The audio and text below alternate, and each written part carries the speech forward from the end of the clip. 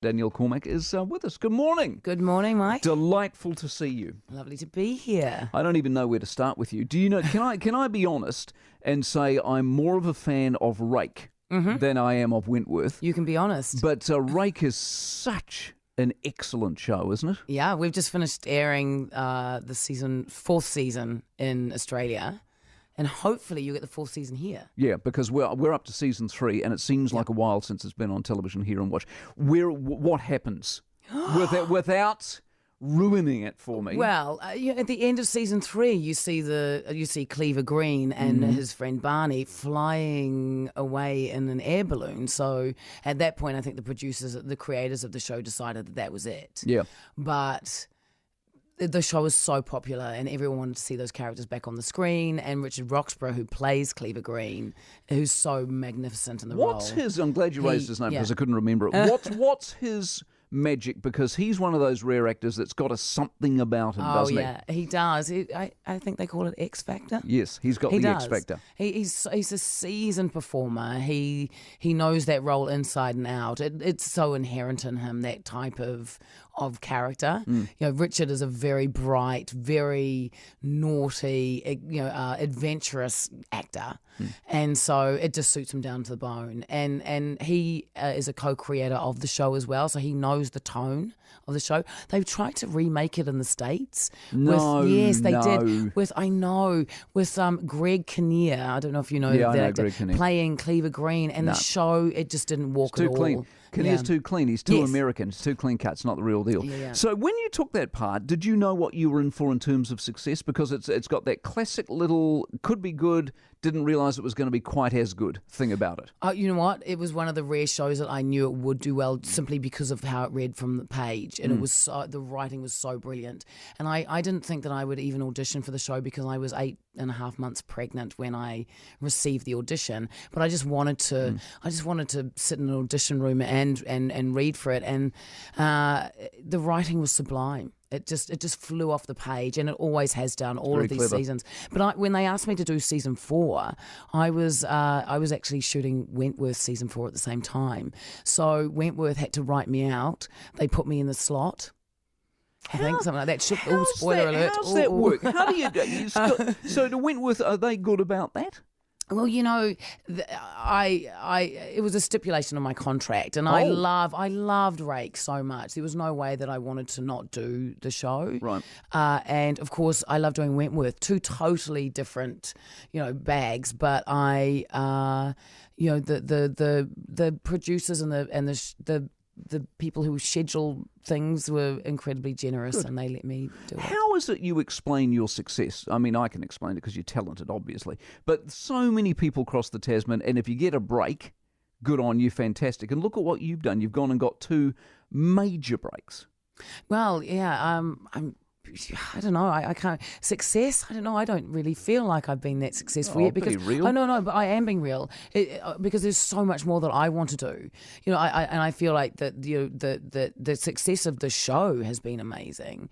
Every season, season 4 of Wentworth, I think is some of my finest work to date. Really? I think that's a success for me. But I still feel like there's so much that I want to do. But what you want as an actor is a hit show, don't you? You want you want sustained employment for a while, don't you? That's the aim generally, isn't it? I think so. I think there's also, I think you have personal goals as well. Yeah. I've been part of some successful shows and walked away and gone, what a crap house performance I put in there. So it depends on, what you deem success to be. I guess and for me, it's walking away and feeling really proud about the work and knowing that I was there 100%. Does one good job get you another good job? Yes.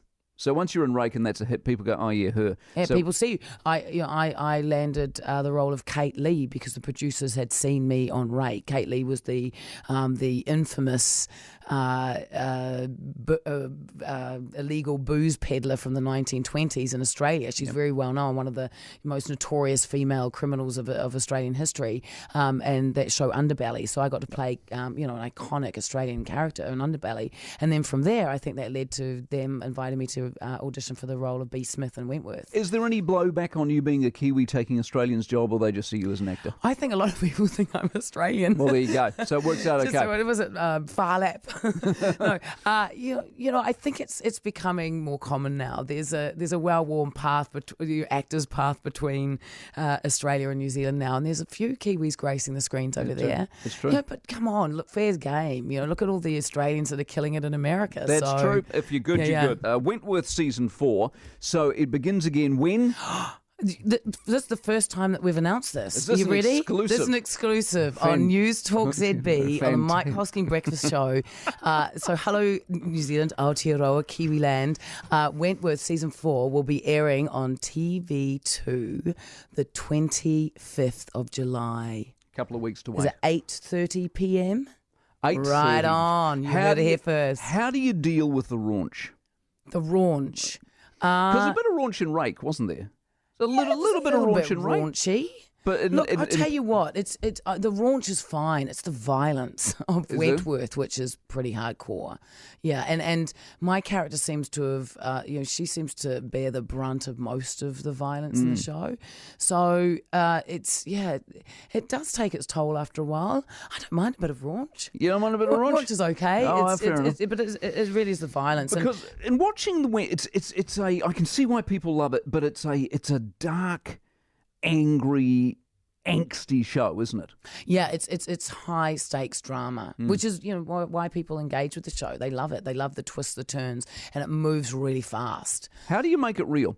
So you're sitting. I'm assuming you're getting on with everybody, generally speaking, in the cast, right? Yeah. So then you need to switch into the I'm going to beat the crap out of you, or I'm going to have some sex with you, or you know what I'm saying? And then suddenly it's cut, and we're all laughs again. Yeah. But you need to make that moment real.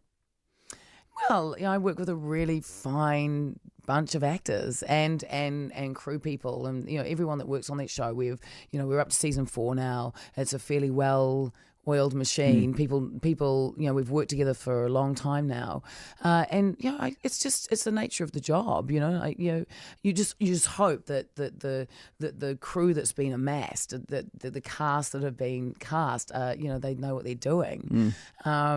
But you need to have that rapport with each other off the camera to make it work, and we get on really well as a cast. 94 countries. Is it 94? Yes, something like that. It's 90-something countries. It's incredibly popular. It's showing. What's its magic? Well, I think the stories are relative to a lot of people. They're very universal. They're not just Australian. They're not just, like we have just as many male fans as female fans. And I think perhaps seeing females, it's a predominantly female cast, and seeing those stories of manipulation and violence and psychological warfare is interesting to people, especially if it's played out by women. Do you have a say in your role to any extent? A little bit, yeah. I think after this amount of time, I will sit down with the writers and talk a lot about where the character, perhaps areas that the character hasn't charted that we could perhaps flesh out certain storylines, and and I'm really thankful to them for having an open door policy. What's real, what's not real, where the character would go, wouldn't go. Yeah. What haven't we explored about this character? And for season 4 of Wentworth, there's a whole new journey for Bea that I think has been one of the more interesting ones, certainly for me, because it was more about her internal conflict rather than what was happening on the outside in the outside world. And and yes, it does hit melodramatic points in the show, and that's the beauty of it too. But we also because of the performances, they are grounded in a beautiful truth too, which I think people really respond to. And there is no demographic for a show. It seems to be across the board, all ages. I can speak to 18, 19-year-olds who love our show, and see a much more mature audience that love it too. How long do you reckon it's got to go? I mean, is it one of those things that could potentially go forever, or? I don't know about forever, but I'm pretty sure that they'll push for a few more seasons. I fingers crossed. I hope so, because it's so loved. But as long as they have enough juice with the characters and the storylines, you never want to see something sort of hobbling to the finish line. Right, exactly. Do you think you will know inside yourself when that happens with a part or a show? Were you sitting there thinking, oh, Well, geez, unfortunately, it's not we're doing really in my control. But yeah, I mean, But you have get a thoughts. you get a feel for it. Yeah. Why internationally? You were telling me, why do 3 countries remake the thing? Well, Why would you do that? perhaps it's it's a matter of well, for them it's cheaper to make because they've already got the template, they've already got our Bible, which is it's all set out, the colours of the teal, the set architecture, the director's shots, how the actors perform their scenes, so they're minimising their production crew, and perhaps to put it in their own language, it's going to relate more to their own country. But it's incredibly popular in Germany. That doesn't surprise me, actually. Yeah, there you go. It doesn't surprise me. And they remake it in Holland as well. So Good on you. Yeah. But, so you're just off the stage. You got this. You got Rake. You're like living the dream. Well, I'm certainly living my dream. Well, good. That's all you can ask for. Indeed. Lovely to see you again. Thank you for having me. All the very best of luck with the latest season. Great. We'll thank catch up you. again soon. Danielle Cormack.